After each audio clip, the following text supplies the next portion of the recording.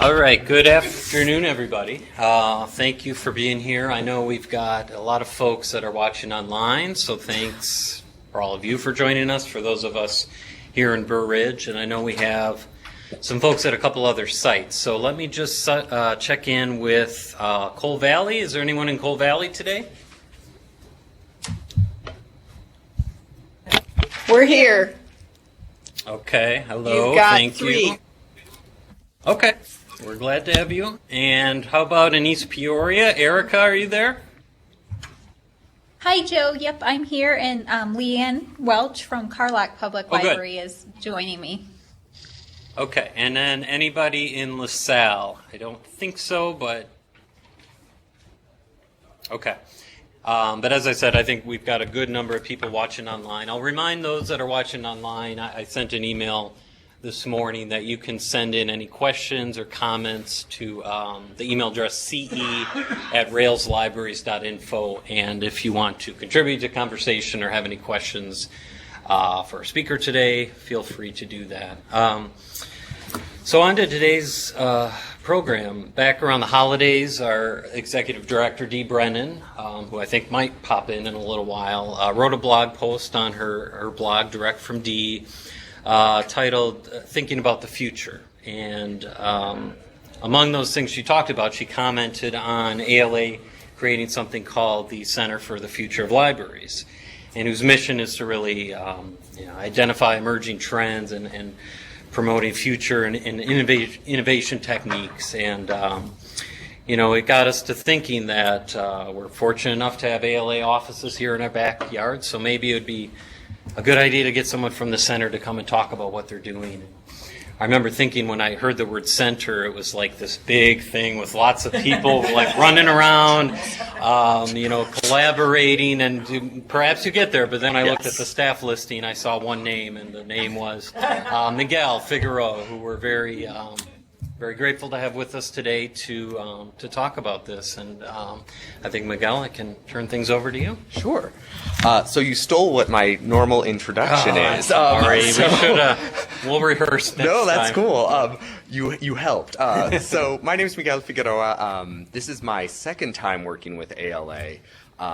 Previously, I'd worked in the Office for Diversity and Office for Literacy and Outreach Services, and then went to do something else, and they introduced this Center for the Future of Libraries and invited me to come back and work on that. And I always try and clarify and say, there are no columns, there's nothing. It's me on the 7th floor with a good group of collaborators inside ALA staff, but also some really great members who feel feel compelled to contribute and help, and I certainly appreciate that.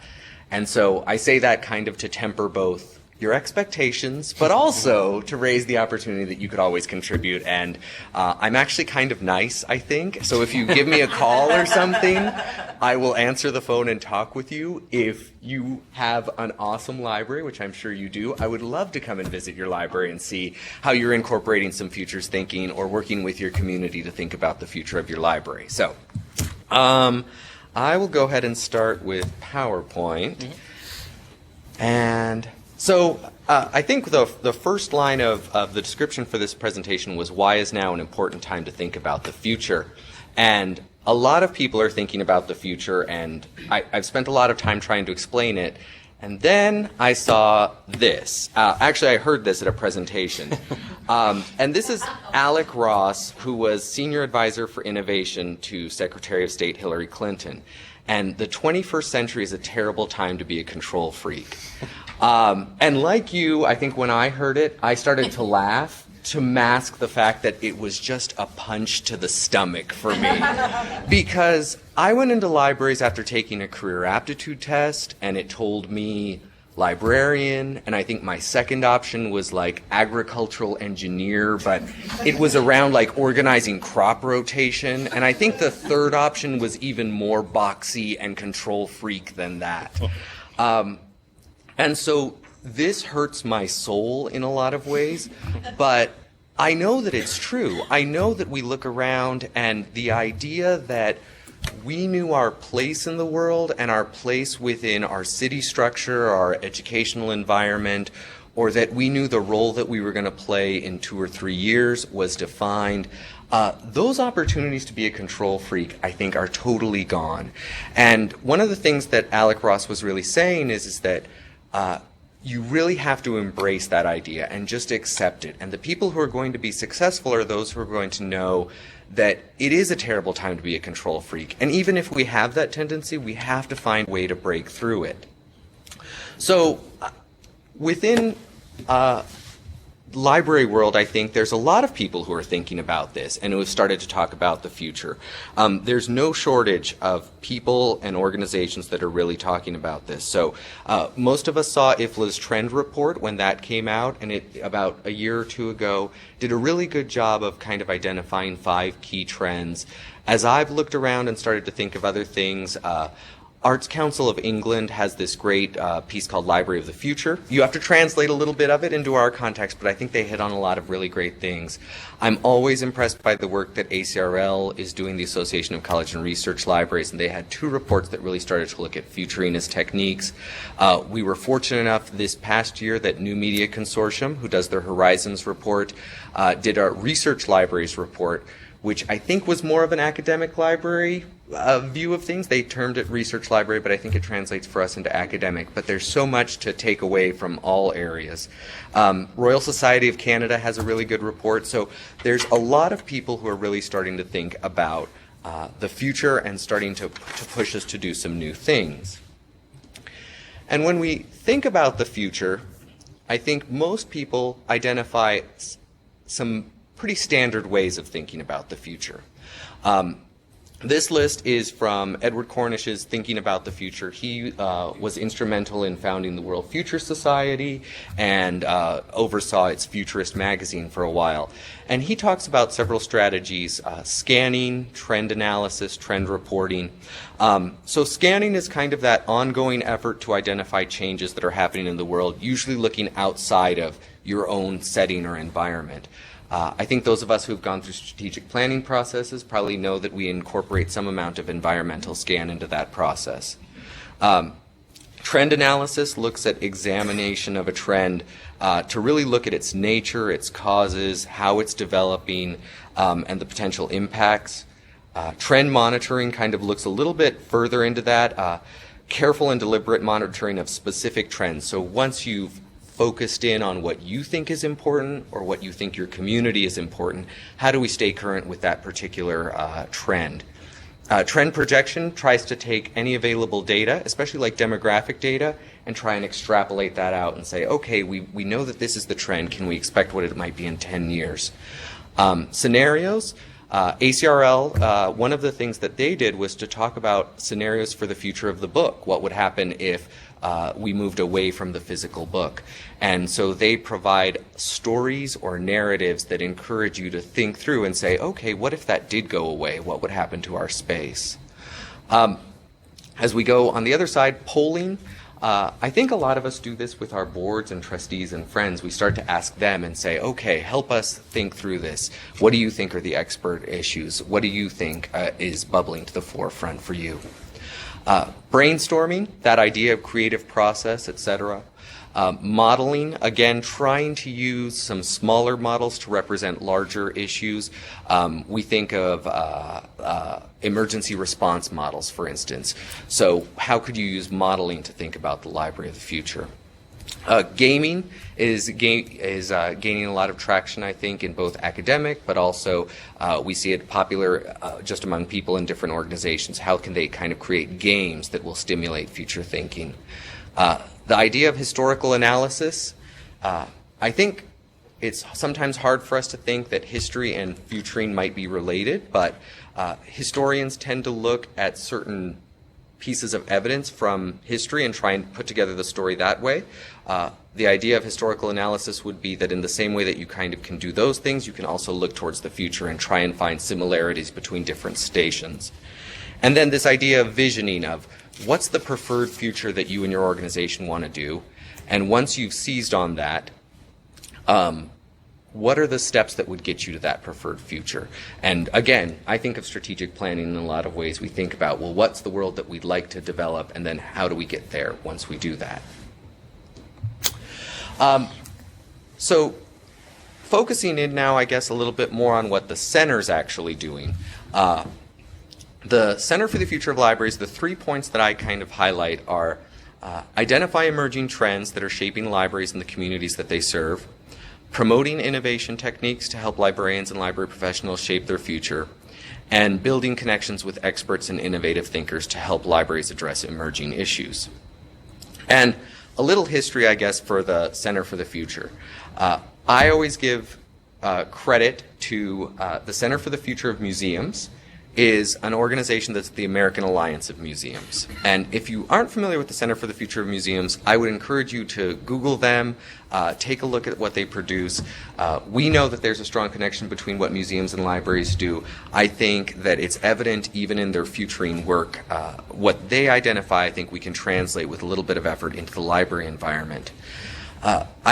I've been really fortunate that the director of the Center for the Future of Museums, Elizabeth Merritt, has been incredibly cooperative and supportive in how ALA has developed its Center for the Future of Libraries. And as she tells it, the Center for the Future of Museums was really created in 2008. And what happened was that their board of directors came to them and said, what we really need from the association is a way to think about what the museum will look like in 100 years. And it was a bit of a challenge because it wasn't the normal program that they had been doing. But they started to think about that, and with Elizabeth's leadership, they really focused in on trying to help museum professionals look outside of museums at the trends that are shaping the experiences of users, the experiences of artists, of course, but other social experiences, and to try and infuse a little bit more of that dialogue into the conversation that happens through AAM.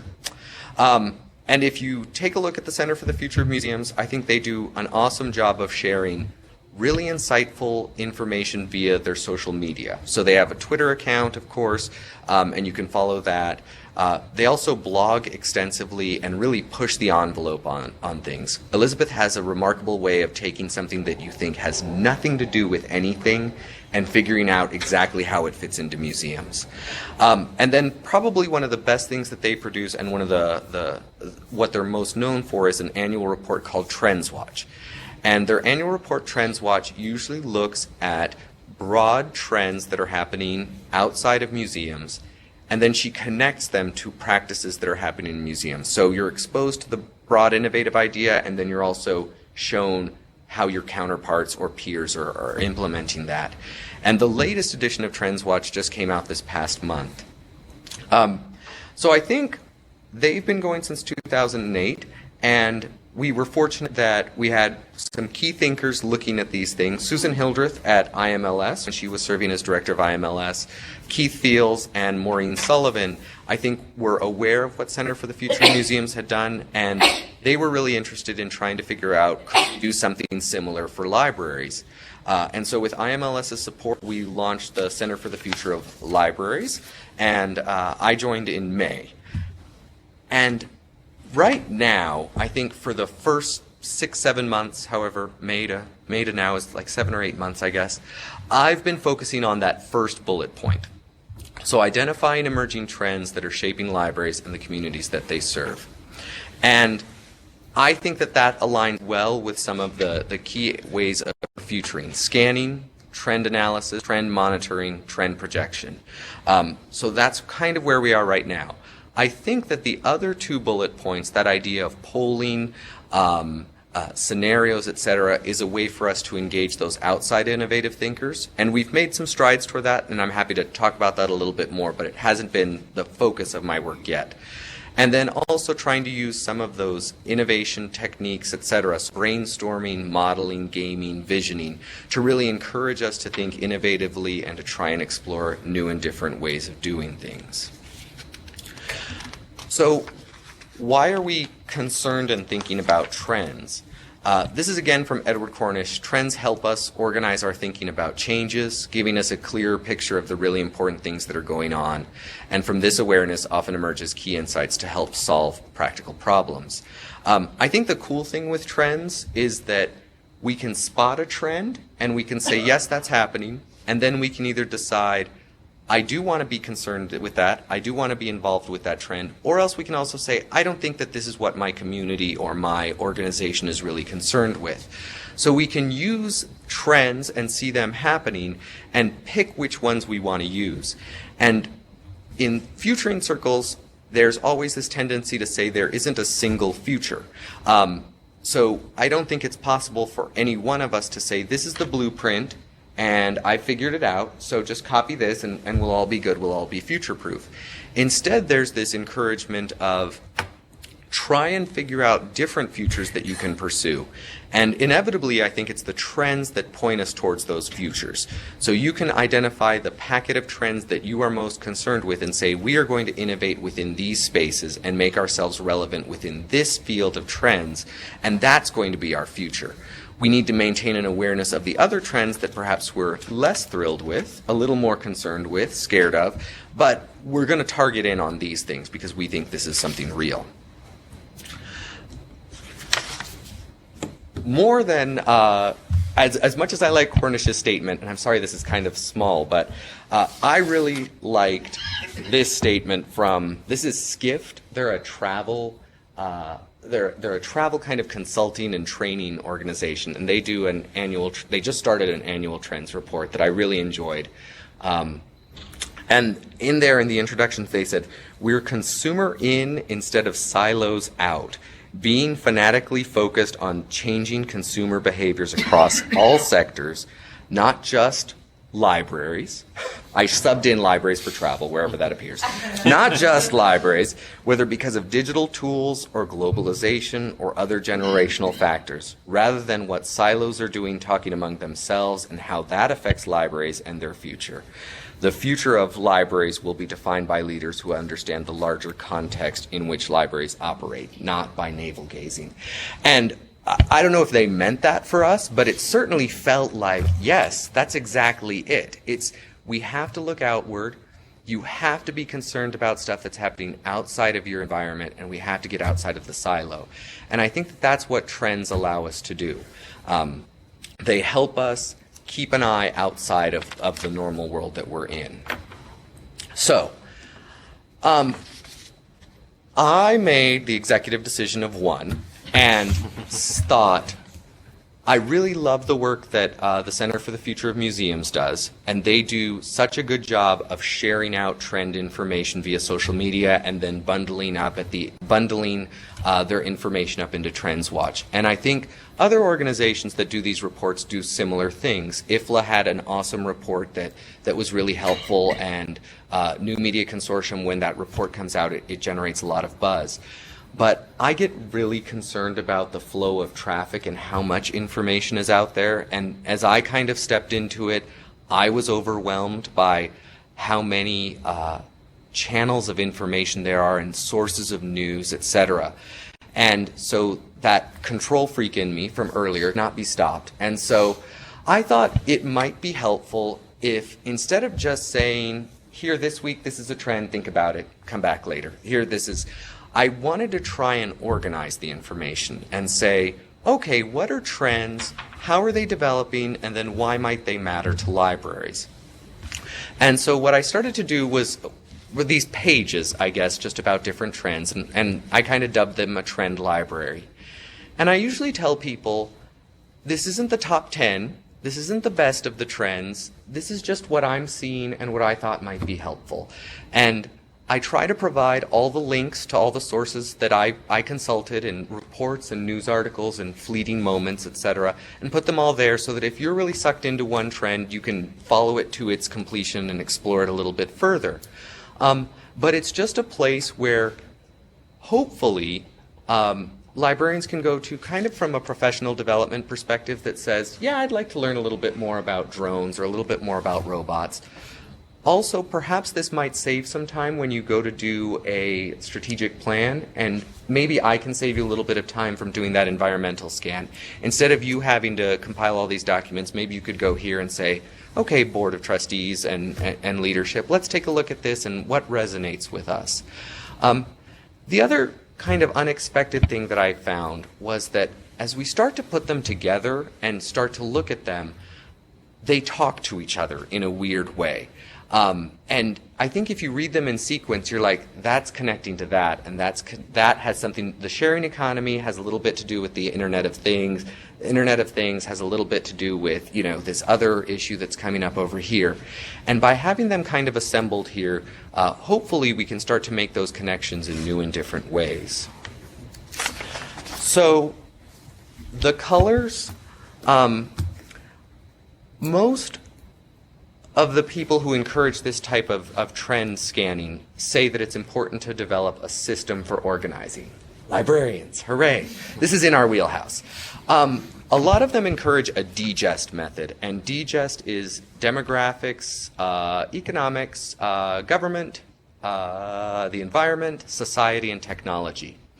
And I thought that was good, but I also thought from the library perspective, we're really interested in education from a K-12 environment, from an academic library environment. So I had to replay with them, and I came up with steeped, which kind of works because we're steeped in these trends. So I organized them: society, technology, economics, education, politics and government, environment, and demographics. And I think one of the reasons that you're encouraged to do this method is because if it were up to me, I would stay in society and demographics all day long because those are the things that I like. If there were a place in ALA where I could just research restaurants, hotels, and retail and come back and be like, did you see this? Did you see this? That's what I would do. But by having this method, every now and then I'm encouraged to kind of break out and say, okay, let's look at an environmental trend. Let's look at an economic trend. Let's try and find the next technology trend. It really encourages you to keep looking broadly to say, okay, we're weighted a little bit too much in one area and not enough in the other. All of those well-intentioned said, the third rail that I have not approached is politics and government. And I have a tough time figuring out what the trends in politics and government are because I inevitably find something in like Governing Magazine or something, but connect it to one of the other trends. So I'm going to have to figure out what the politics and government trends are. There's a part on my whiteboard I still have political polarization because I think that that's a trend that we know is happening, but I haven't quite written it up yet. So I do have to work a little bit more on the P in my steeped. Right now it's just steed, I guess. So from here, I thought it would be helpful to kind of look at some of the trends that I thought were cool and share a little bit of what I think is interesting. I started with connected learning, and I like the connected learning example because this was something that I wasn't thinking of. And it was actually given to me by YALSA, the Young Adult Library Services Association, emailed me when we first started the Trend Library, and they said, we're really talking to our members a lot about connected learning, and it would be great if you could create a page for connected learning so that it mirrors what we're trying to encourage in our members. And that's a subtle plug that if you have something that you're talking to your users a lot or your community a lot, let me know. I will do the research and I will try and write it up and publicize it, and you will help not only your own organization but a lot of other people, I think. Because once I dug into connected learning, I realized that it connected with so many of the other things that we're talking about in libraries. So connected learning is this form of learning that's highly social, interest-driven, and oriented toward educational, economic, or civic opportunity. And one of the big advocates is Mimi Ito. She's an academic who's really promoted this as an idea. Connected learning focuses on production, looking at a whole range of activities that can happen in different spaces, and saying, okay, how does creating a video or an audio file connect to other forms of learning, and whether they're standard learning areas like math or STEM, etc., or if they're just more of a social aspect. It also says that instead of doing a front of the room type of learning, that instead we should encourage people to get hands-on, to play and talk with each other, to learn from peer-to-peer, and also to encourage their exposure to other outside experts and learn from them. I think for libraries it's really important because it highlights that potential to bridge the gap between what happens in formal education spaces and what happens in non-formal education spaces. And so this is libraries, like we're there. And it makes me think about what we're doing with makerspaces, programs like UMedia that happen at Chicago Public Library, even things like at ALA, when we're at conference and people talk about how much they enjoy the peer-to-peer networking and opportunities to socialize, etc. I keep going back and saying, oh, so it's that connected learning idea is really permeating not just one sector of society. I think everybody's picking up on this idea that there's so much to be learned, not just from a teacher, not just from an expert, but from each other.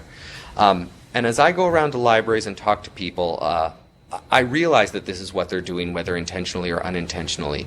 At the Fayetteville Free Library in New York, who does such an awesome makerspace, they talk a lot about how the librarians facilitate the finding of experts and peers within the community. And people come in and say, I really like sewing.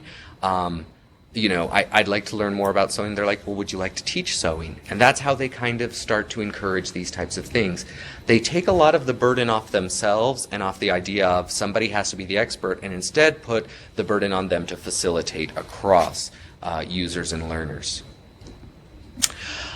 Collective impact was another one that was suggested, and I really like collective impact because it speaks to what I think I've always heard about libraries. So collective impact is it's a formal theory, I guess, that was first proposed in the Stanford Social Innovation Review, and there have been several subsequent articles since 2011. Collective impact thinks that complex social issues, those that have stayed with us, hunger, poverty, violence, that they involve lots of different factors, responses, and players. And that responses to these issues have to involve different members of the community. I kind of summarize it as we can be part of a solution, we don't need to be the whole of the solution. And when I worked in the Office for Literacy and Outreach Services, I've heard from so many libraries who talked about what valued partners they were within the community. And it's hard for me to imagine somebody, anyone, not thinking that the library is an ideal partner. So collective impact kind of helps us formalize this idea and think in a different way of we can leverage that partnership as a really important thing to do at this time and place. That social innovators are looking for these types of responses. They want multi-part responses to big issues. So I think, again, if we talk in these terms of collective impact with our partners, with strangers to the library, etc., and say, what about collective impact? What role could the libraries play? It leverages that traditional feel for libraries as a go-to partner. I think it also is reminiscent of some of those innovative practices where nurses and public health professionals and social workers are being brought into the library, trying to think of who are the different players that can help us address things. I also always think of those libraries that are really focused on making sure everybody in their community has a library card, so they partner with the public schools and say, we're going to give everybody a library card. Every kid's going to get one of this, because we're trying to do something collectively, we're partnering and we're working through them. So I think collective impact is just another way for us to think about some of the things that we're already doing, like connected learning. Data everywhere. So data isn't anything new to libraries, I don't think, but I think one of the reasons that it's a trend and should really be observed right now is the idea that there are so many new technologies that have greatly improved the opportunities to collect, store, and analyze large amounts of data and information.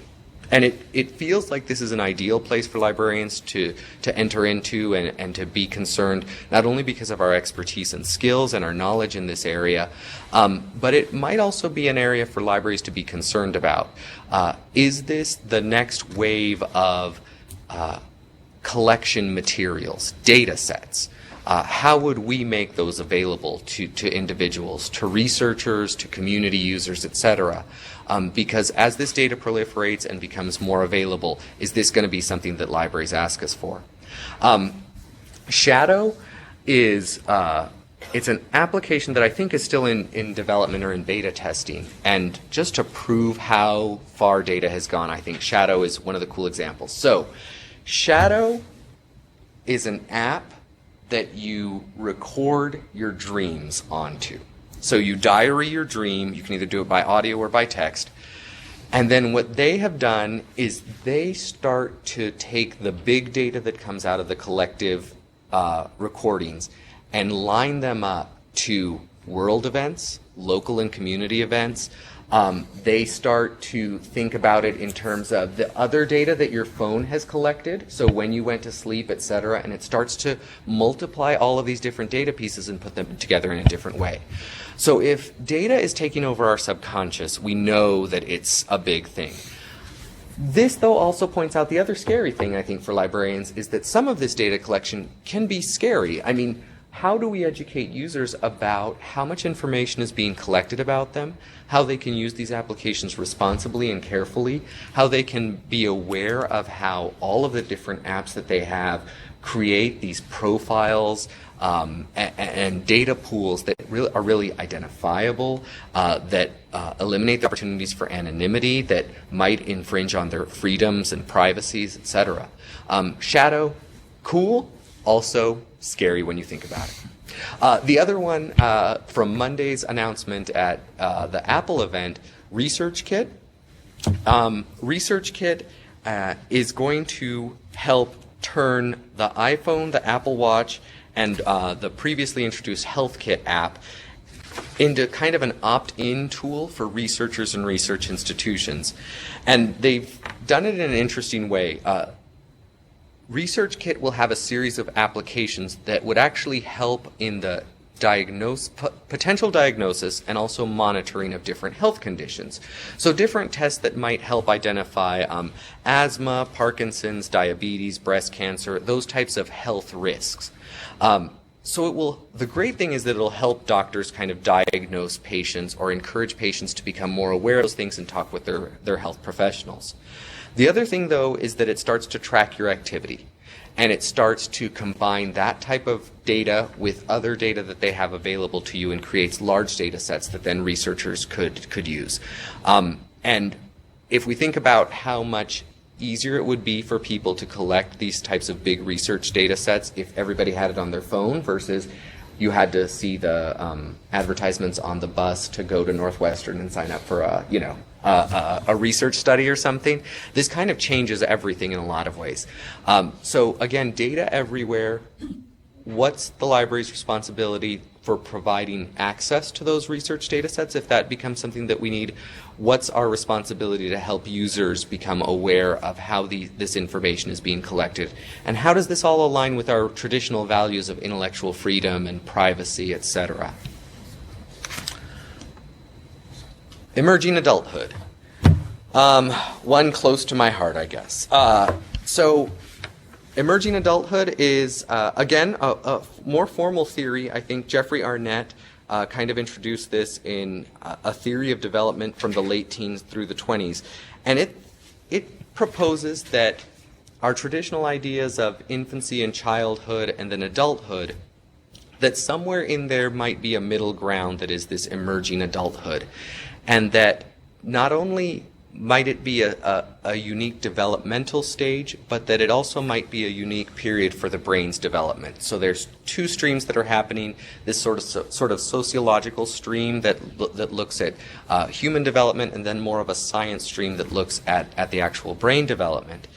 And it starts from noting that a lot of people are going through the key milestones of adulthood a little bit later. So completing school, leaving home, becoming financially independent, marrying, and having a child have traditionally been some of the hallmarks for becoming an adult.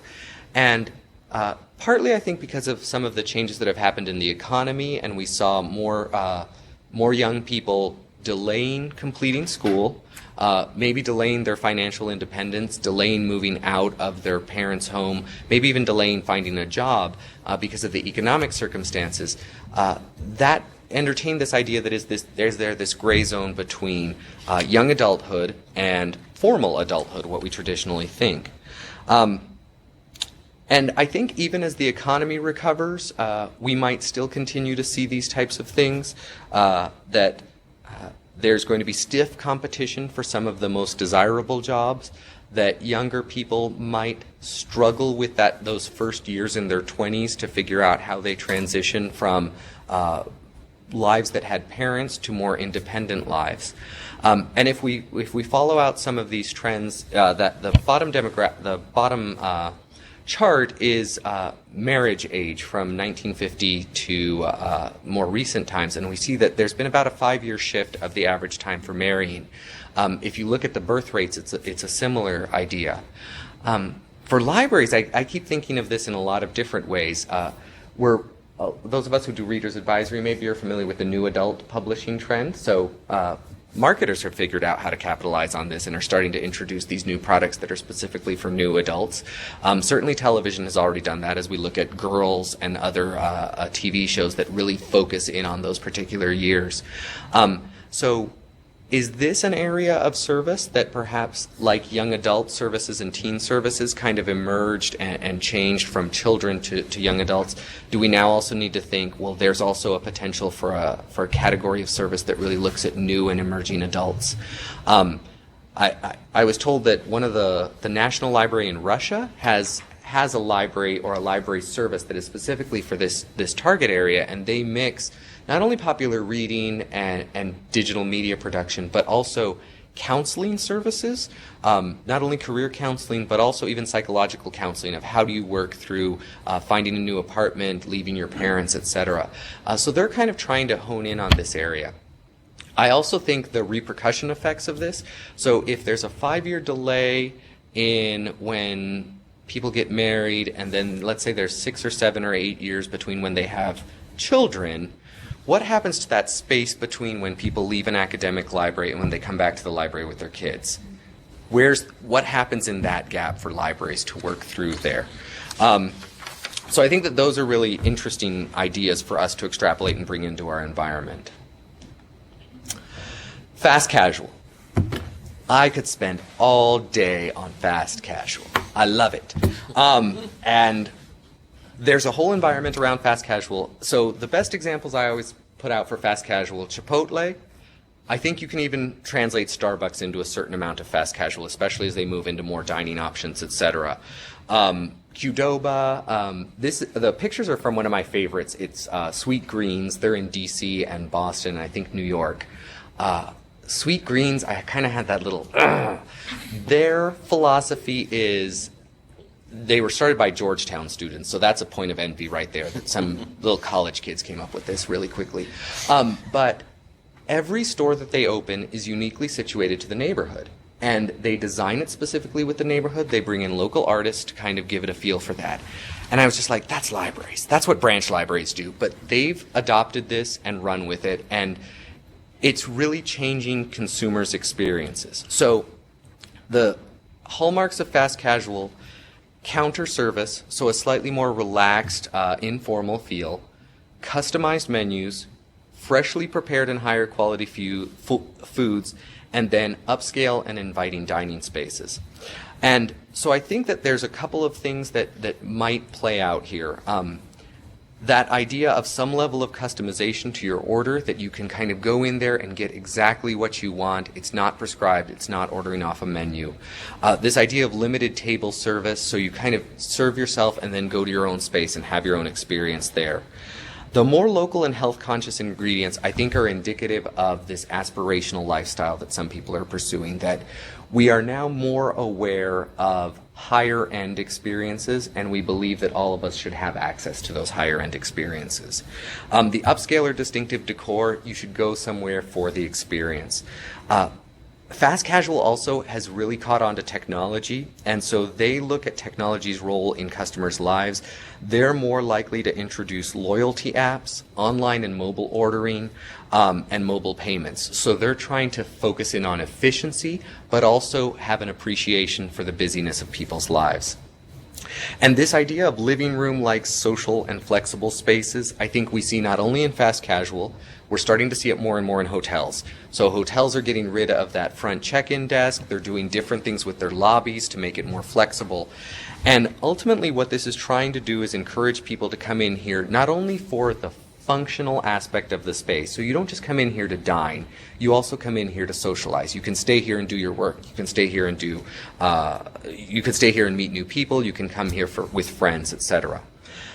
When I started talking about this with some architects, they brought up the idea of transparency. And they said behind a lot of this is this design aesthetic of transparency. And it's the idea that I should be able to look into a space and see something that is inviting and see something that I want to do in the same space. I was talking to a friend who does a lot of business consulting, and he does a lot of this trend scanning stuff. And we were talking about the future of libraries, and I said, people can go in and work in a library. And he goes, really? Like, I've never seen that.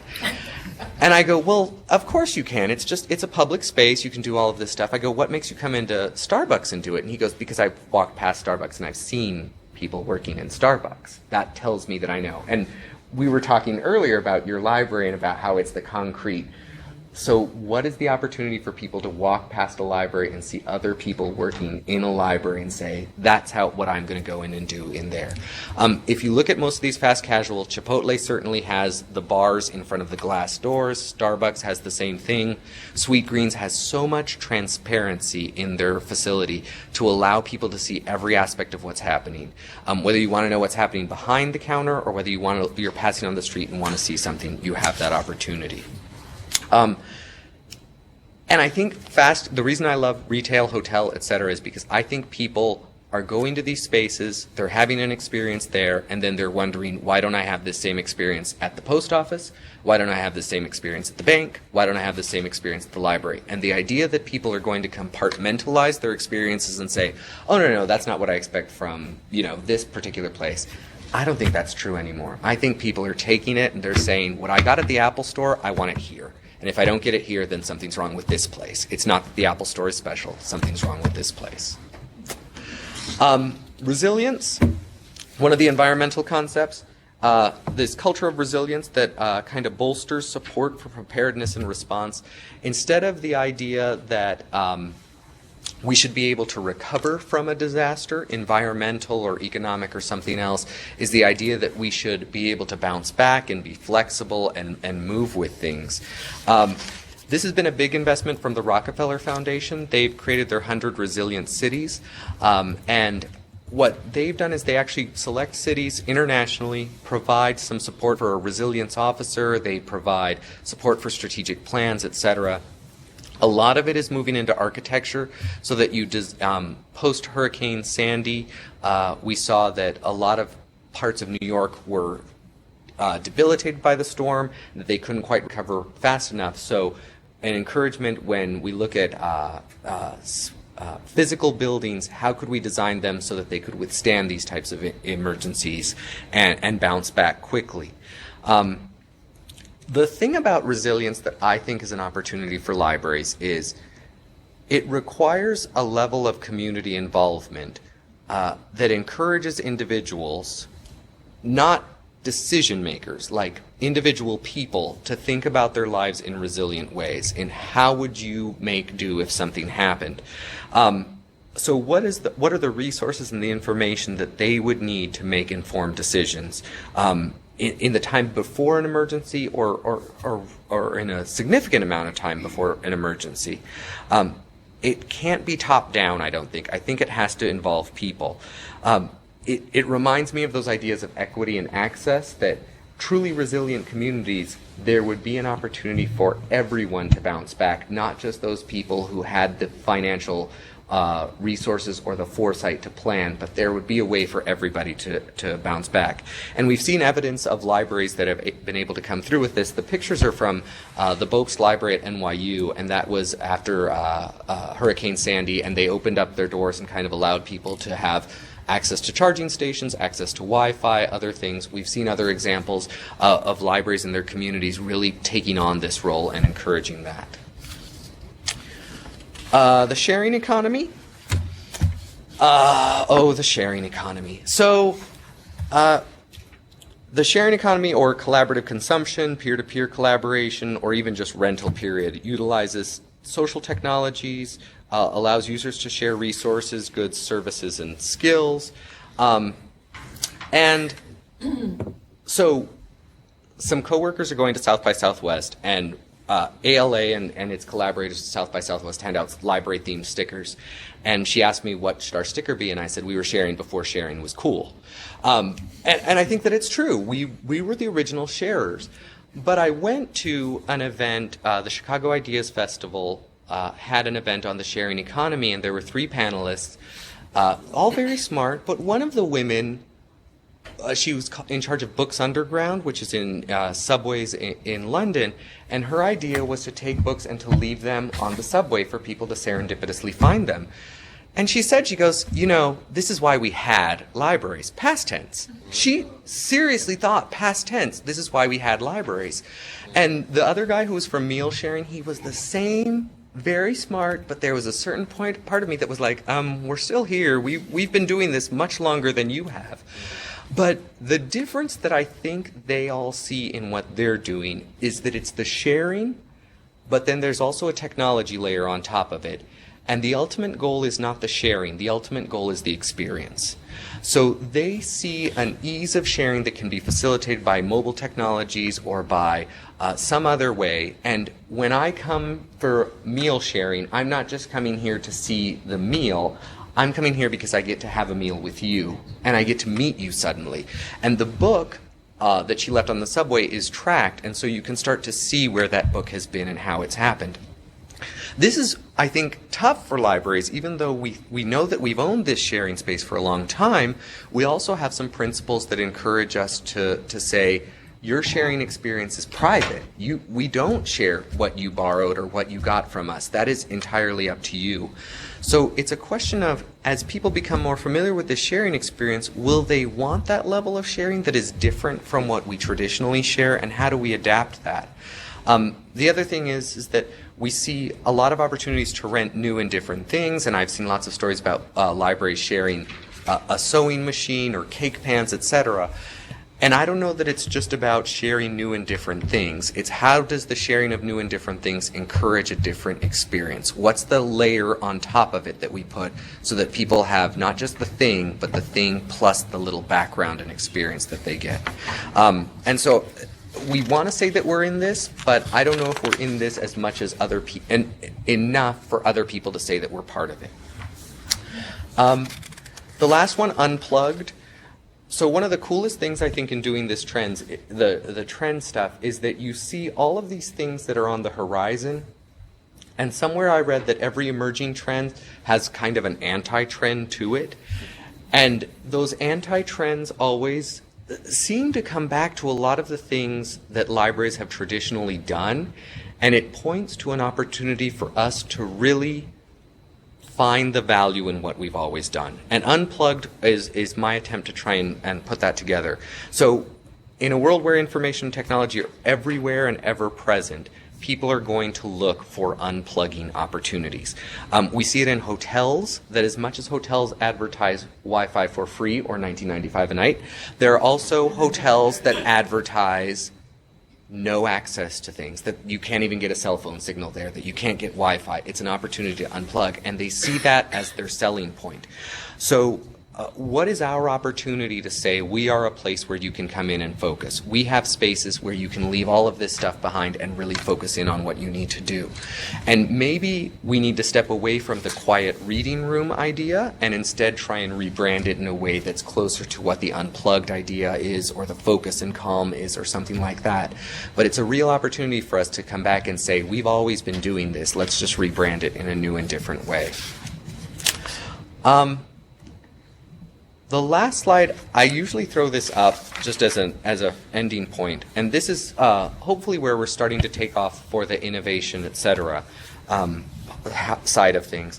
So this is from MIT's Media Lab, and if you're familiar with MIT's Media Lab, it's a space interdisciplinary in its nature that brings together design and technology and lots of different perspectives, and encourages its students and participants to really get hands-on with what they're working on. It's always a prototype that they're working through. And Joey Ito is the current director of the MIT Media Lab, and he promotes these 9 principles. And I just think in their summation, they're brilliant in a lot of ways. Resilience over strength, pull over push, this idea that we need, maybe it's the connected learning idea, pull the ideas from the community, pull the experts from the community instead of this need to push things down on people. Risk over safety, systems over objects. So the risk over safety, don't let an overprotection take away from our learning opportunities. So let's not be so formal in our policies or in our traditions that we miss the opportunities that might be out there. The practice over theory. Let's put something out there and actually let people work with it and learn from it rather than trying to formalize the theory behind it or constantly learn what it might be. We talked about pull over push. I want to say, the emerge over authority is always one that I like. I was told that the earlier version was called the crowd instead of the experts, so that we can keep learning from our communities and keep developing things from out of the crowd rather than just an exclusive group of experts. Compass over map. We're map people in a lot of ways, I think. I think we like to define where we are and say what the pieces are instead of trying to figure out, well, what's the compass actually pointing us towards, and can we just follow that path a little bit more? Embrace serendipity, so embrace those unexpected changes and events, and then that idea of pattern recognition and trying to find things. So I'm still a reader. My Kindle broke or stopped working last night. I don't know if it's out of battery charge or if I just have to reboot it or something. The librarian that I am, though, is that I still had the print book on my bookshelf. I don't know why. I also got the ebook of it. So I'm reading The Flamethrowers right now, and it's one of the passages that I read was, the only thing worth loving was what to come. And since what to come was unforeseeable, only a cretin or a liar would try to predict the future. The future has to be lived now, in the now, as intensity. And I really do think for trends, it's that opportunity to see what's happening now, how can we live with those things, and let them lead us into the future. So, I would love to hear from you all. I've spouted a lot of stuff. Well, we have, so I will reiterate again, and let me say first, Miguel has said that he's good with sharing the slides, so I'm happy to send those out to you. You may want, to grab things you may want to share with some colleagues. He is good with that. So I'll open it up to any comments here in Burr Ridge. Folks that are watching online, again, feel free to email if you have any comments, maybe some trends that you think are really prevalent that Miguel I take didn't requests. mention. Yeah, he takes requests. I'm like a piano player. I'll just take That's requests. right. And I know, I'd certainly encourage you were maybe going to say this at the end, but, to check out the website and to look at those, because each trend I know has a number of links to sources and articles and things to explore. And some that I didn't cover as well. Yeah. So any comments from anybody here in Burr Ridge? Yeah? So some of your trends did touch on my area of interest. I'm interested in school libraries. Have you done any work with ASL yet? And are you looking at trends for school libraries? Definitely. So one of the cool things that I get to do, I think, the intention of the center is to work across all types of libraries. And so we're very interested in school, academic, and public, because those tend to be some of the biggest that we talk with. The school libraries piece is honestly harder for me. It's where I'm least experienced. But a lot of the connected learning, we have something new on digital natives, some other trends that are really coming out of school librarians saying, this is what we're dealing with right now. And I'd love to hear other ideas from school librarians as well, because I think they're at such an interesting spot to interact with a new generation and so many different that are happening. So yes, yeah. It's sometimes harder for me to spot the school library trends, but I'm hopeful to try and get them. Yeah. Right. My background, I'm not a librarian. Hooray! We need those too. But I've been in the library world for about 8 years now, and I'm a communications person. I'm a marketing type individual. And the thing I always see that the big struggle in this big picture is, you use the example of talking to somebody, that's the way libraries were, that there really is becoming a communication disconnect with the population because of all of these trends, they don't see the libraries as these trend makers. And, when I first started at a library, like it's like the majority of libraries, especially in the northern Illinois area, maybe they had a marketing person, but maybe it was like somebody that was an accidental marketer, part-time marketer. And that's a trend for sure. We have a really robust Rails network marketing group right now where 35 different libraries can easily be represented. And everyone is scrambling so hard. And we feel, I think, that there's not an overall advocacy from, say, like ALA, that where is this huge communications campaign to showcase that we are people that are trending, that there is, television commercials and, articles in magazines or, ads in magazines promoting the things that are happening at local libraries. And of course it's a financial issue, that's for sure. But, even in PSAs and things that we could probably get accomplished there. And to me, if we're going to compete with anybody, that's a trend we'll have to jump on. And, to your point about the political aspect, I feel that the huge trend there is that, this partisan divide that we have is there's so many people on one side of the fence that just don't see any value. And, we need these communications tools to help them to see that we're not antiquated, the same old thing that everybody hears all the time, why do we need libraries anymore? And so, it would be really helpful if there's a trend going in that area to find ways to communicate more effectively, that we can really we're groundbreakers and we're, doing all these things. So the first 6 months I tried to get a little content behind me. So what I'd like to do over the next 6 months, if you've gone to the pages, they're static and it's just text mostly. And I had this kind of a similar revelation when I went to an event at PopTech, which had a lot of technology and design people, and we're at a great point because everybody still likes libraries. I talk to all of them and they have very fond memories of libraries. And then I say, we also have 3D printers. We're also doing stuff with robotics. We're also doing stuff with this and that. And they say, I didn't know that. And then the next thing they say is where. So it's never enough just to say we're doing that. They want to know the exact library that's doing that. And so I came back from that thinking that there's an opportunity to turn these trend pages into an advocacy weapon as well. Because there's a lot of good stories of libraries doing the 3D printers or whatever the trend may be, and showing how libraries are really keeping trend with these things.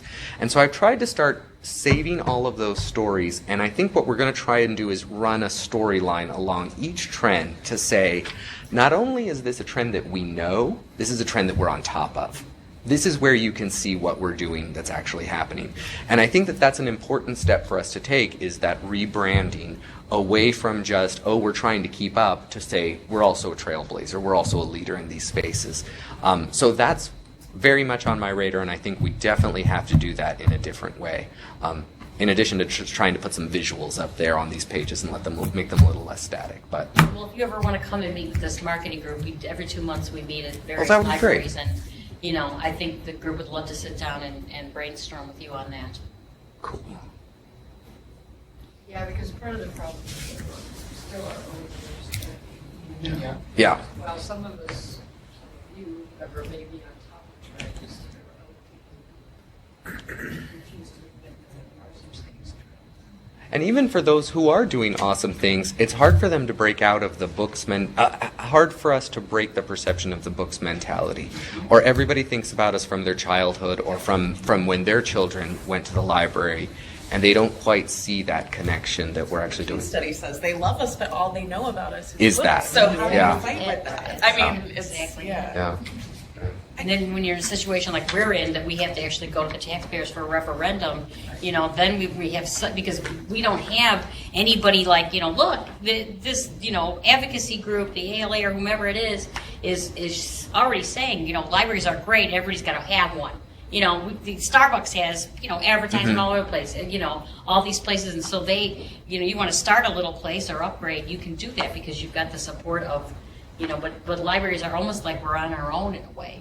I mean, I appreciate what Dee's doing here. I know you're doing everything you can to help, give people tools and resources, but it's definitely needed.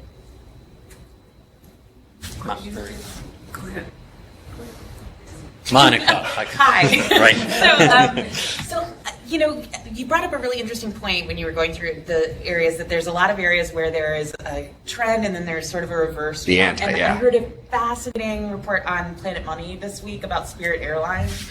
And so what they were talking about was Spirit Airlines kind of set themselves out to be the dollar store of the sky, right? Right. So you pay extra for everything. The experience is not at all what it Yep. is. It's really just about saving money, and how you have this side where like you have Southwest doing well and you have Spirit growing faster than any other airline doing really, really well, and everyone in the middle doing terribly. It made me think of the grocery store wars in Chicago, where you've got your Marianas and your standard markets and your high level, and then you've got all these Aldi. dollar stores. Yep. Everybody in the middle is going out of business. And so I'm wondering, like, how does this affect libraries where, except in some very unique communities that maybe have new construction buildings or other stuff, we are very much in the middle, I think, as to what we can provide because of money and other services. And so how do we affect experience in this kind of high hospitality way? Or is there a place for this sort of dollar store thing too? I don't know. I was trying to think about it when I was... And do we want to be that? Right. Do we at all? But I mean, Do we but wanna be that? If Yeah. that's the market, like, how does that affect us and what it is? I'm just wondering Yeah. if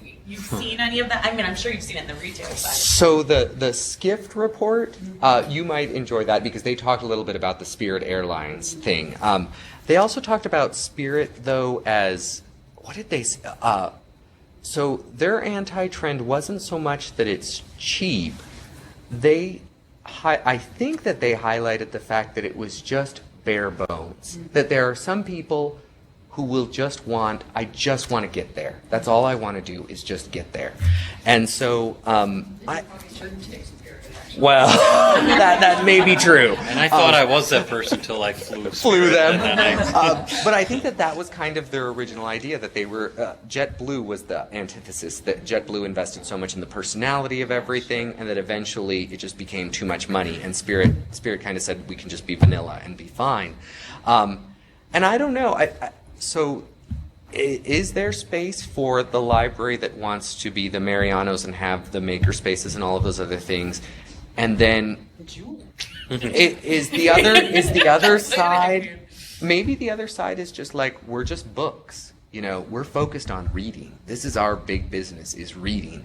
And we're going to make sure that our community is the most literate, or whatever other idea, or it's very much an information store and it's just, we're there for all of your information needs. I don't know what the opposite is, or the quiet. There's a couple of different ways that I guess we could go to them. The thing that I always tell people, though, ALA did the Harwood method, the turning outward thing. That's so much the futuring thing, because maybe that is what your community actually wants. They want a space where you can unplug, and they're okay with that. They're cool with a place where they know they have a dedicated space where they can just learn and focus, and you can remarket your services to be an innovative idea for that. I don't know. It's tough. Yeah. Yeah, I don't have any answers. It's just it really It's got me interesting. thinking about it. The high-low kind of dilemma. The middle is gone from everything. Yeah. The Well, that's middle true. is gone from politics, Mm-hmm. consumer goods, you Working name it. class people. Everything, everything is Mm-hmm. up or down. Yeah. So libraries have, look at this room if you want to look at the middle of America. And we're not a trend, folks. And libraries that can't move in response to that are going to be stuck. I would say that the no service one is several shelves in the train station. Somebody goes there once every couple of days and puts a bunch of old crap paperbacks on the shelf. And they go away. Yes, and they go away. And Yeah. then you do it again. Libraries do have the capability to do that kind of stuff if you just boil all the service out of it completely. Mm-hmm. But it takes a different way, have to be thinking about not caring about certain things that we have traditionally cared about. You know, and another thing I think that we've always advocated, but it's never really come to much, is cooperation between the schools and public libraries. And when I look at our community, our high school is so rich in maker spaces. I mean, they have a TV station that's like world class. They have their own rate. I mean, there's all this stuff, but you know, by 3:30, it's closed. And then you think, you know, there's really no point in us duplicating it because, I mean, the kids that are interested in that live. So there's always that, you know, there's school and public library cooperation, but it's never really, I think, come to much because there's a, well, we can't open the doors, you know, we can't do this. And it's really sad because a lot of the stuff that we could, you know, do together much better rather than the library trying to duplicate some. It's just, you know, until there's more of a community look at services and maybe a divvying up of, you know, you're going to excel in this and focus on it, and it's just, you know, it seems to me to be wasted opportunity. Or the collective impact model. Yeah. I mean, that's an opportunity to go back to them and say, hey, the idea that we want to address is makers or STEM learning, and this is how we'll divvy it up. The conversation about the middle thing also reminds me of Burger King. Remember, Burger King's previous CEO said that they didn't want to compete anymore with that middle ground. Instead, they wanted the heavy users, and they were introducing all of these products that were really aimed at people who really went into fast foods and who really indulged in fast food, and they thought that's where they were going to make it. This conversation of high-low might also be an indication that we really need to invest in the things that we do incredibly well and stop trying to do a middle-of-the-road job across a lot of different services, and instead just focus in on those things that we know we can really own. Yeah. You were going to say. I was going to kind of tie into that by asking, one of the things I didn't see or hear you talk about was, I noticed more and more people seeming to have, even the older generation, I know younger people read, do groups together, have more of a collective voice, but I notice a lot of people from all across the board want to have a voice in what we get for them, what we have, how things look. I see this happen all the time now, expressing, why are you doing that? Why didn't you ask me? Why aren't you taking what we want into consideration? I've been a librarian for many, many years, and I've really noticed it lately. It's a change. I don't know if others feel that way too. Yeah. I know some of my friends went and talked to their library director about what they like and what they don't like, and I think people are taking it into their hands. I am the taxpayer. This is where my money is going, and I'm watching it. Let's see if so this is what's on my whiteboard right now. So these are like the next wave of them that I'm thinking about. And I think what you were bringing up was that idea of engaged communities in a really different way than we've seen before. People believe social media has given everyone a voice, and they think that should translate into every other It's not space. necessarily just those people who are saying, these are my tax dollars. Oh no, it's helpful, critical, yes, yeah, participatory, yes. It's a really interesting change that's happening. Yeah, I'm trying to figure out that one because I don't quite know how to articulate it, but I definitely on that wavelength. Yeah. I'm not quite sure how to respond to it either, because that's your opinion, but this other guy just told me 5 minutes ago he wanted something else. Yeah. So who do you listen to? Who do you listen to? How do we manage do it that? all, you know. Yeah. Any other comments, folks in East Peoria or Coal Valley? And again, if you're watching online, if you shoot me, even if you want to send me a controversial concept, I'll keep your identity hidden if you want to email me something. And if there's not, I know. What is haptic feedback? So haptic feedback is touch through computers. So I'm trying to think so MIT is developing this system by which you and I could be connected via screen, and we might have an interface between us, and you could actually reach through the screen and through different technologies would be able to turn a page on a book in front of me or something. The regular example is this guy who plays with a ball. So it's using sensors and trying to use computers to replicate touch. Yeah. Translated into libraries, I think I think archives. For some reason, that's where my mind goes, is that people would have the opportunity to leaf through a book that perhaps is not digitized yet, that there might be opportunities for even distance story time or reading or something like that, where perhaps the sense of touch or the ability to move things might be more demonstrated or something like that. It's an interesting new wave. Yeah. It hurts my brain in some ways. Haptic feedback is one of those that really kind of hurts my brain. I interrupted Joe. I'm sorry. No, not at all. Anybody else here or elsewhere? If not, I know Miguel's got to be getting back, so I want to thank you, Miguel, for coming Sure, on and thank talking you. to Thank us. you. That's nice. I like it. Interesting stuff. Yeah. Thanks for all the notes. And I'll share too. We are recording this, so I can also, when it's ready, send that link out to you guys. Maybe you want to share it during like a staff meeting, get folks thinking about this, along with the slides today. And again, check out the website because a lot of cool stuff on there. So Thanks. all right, Cool. Thank you for coming, everyone. Have a good rest of your day.